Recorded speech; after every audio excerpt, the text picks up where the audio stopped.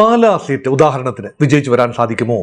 Jose K Mani മത്സരിക്കേണ്ടത് പാലയിലാണ്, രാജ്യസഭാ MP ആണ് എങ്കിൽ പോലും സംസ്ഥാനത്ത് ഭരണം ലഭിക്കുകയാണെങ്കിൽ ഒരു മന്ത്രിസ്ഥാനം ലഭിക്കുമല്ലോ ജോസ് കെ മാണിക്ക്. അത് റോഷി അഗസ്റ്റിൻ അല്ല എന്നറിയാവുന്നത് കൊണ്ടാണ് റോഷി അഗസ്റ്റിൻ മാറി മാറി നിൽക്കുന്നത്. പക്ഷെ ജോസ് കെ മാണിക്ക് ഇടതുപക്ഷം തിരിച്ചധികാരത്തിൽ വന്നാൽ ജോസ് കെ മാണിക്ക് കൃത്യമായി നിയമസഭയിൽ എത്താൻ കഴിഞ്ഞാൽ മന്ത്രിസ്ഥാനം. കഴിഞ്ഞ പ്രാവശ്യം അങ്ങനെ ആയിരുന്നല്ലോ. നിയമസഭയിൽ പാലായിൽ വിജയിച്ചിരുന്നെങ്കിൽ കൃത്യമായി മന്ത്രിയാകുമായിരുന്നല്ലോ. പക്ഷെ വിജയിക്കാതെ പോയതുകൊണ്ടാണ് റോഷി അഗസ്റ്റിന് മന്ത്രിസ്ഥാനം കൊടുക്കേണ്ടി വന്നത്. ഇപ്രാവശ്യം പാലായിൽ ജോസ് കെ മാണിക്ക് വിജയസാധ്യത ഉണ്ടോ? കൃത്യമായി പറയാനാവില്ല, ഇല്ല എന്ന് തന്നെയാണ് എൻ്റെ നിഗമനം. കാരണം അവിടെ പാല നിയോജക മണ്ഡലത്തിൽ മാണി സി കാപ്പൻ ഫേംലി എൻട്രെഞ്ച്ഡ് ആണ്.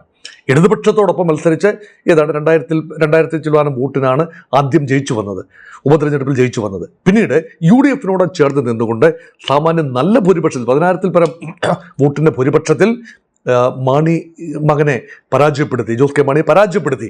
അതുകൊണ്ട് ജോസ് കെ മാണിയും മാണി സി കാപ്പനും തമ്മിൽ ഒരു മത്സരം നടന്നാൽ, പ്രത്യേകിച്ച് UDF-ന് മേൽക്കൈയുള്ള ഈ സാഹചര്യത്തിൽ അവിടെ മാണി സി കാപ്പൻ്റെ വ്യക്തിപരമായ പ്രഭാവത്തെ മറികടക്കാൻ KM മാണിയുടെ പുത്രന് കഴിയുമോ എന്നതൊരു ചോദ്യചിഹ്നമാണ്.